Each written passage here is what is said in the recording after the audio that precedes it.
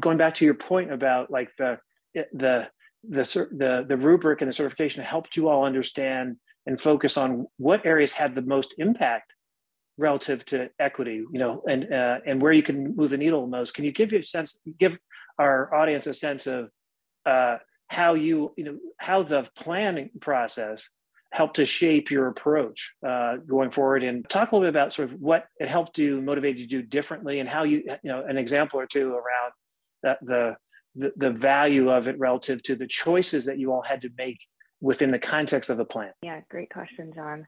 When we did our initial assessment, we scored really high in all the representation and compensation buckets.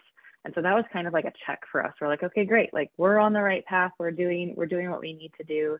But where we saw some gaps were in how we were building culture, and specifically supplier diversity was a gap, and some of the investments that we hadn't yet made in our communities.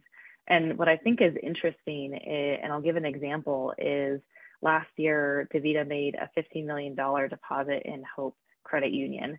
That was really transformational.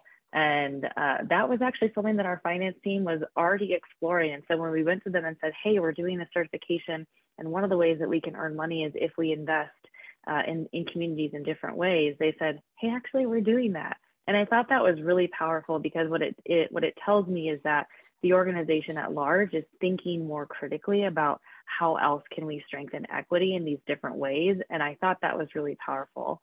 Another team that we went to was the procurement team, and we said, hey, one of the ways that we can earn points in this certification is by standing up a supplier diversity program. Do we have that? Help me understand if that's on the roadmap. And they said, yeah, that's not on the roadmap yet. It's something that we want to do, but we're not really sure that we have the resourcing to do it right now. We're not really sure how to do it. And so maybe that's something that you can help us with. And one of the things that I've been really impressed by is the amount of resources that MLT is bringing to bear. And so when we came back to you and said, hey, supplier diversity is a gap for us, how do we do it? You came back and said, here are all the best practices. Here's the resources that we have to really help us build the roadmap.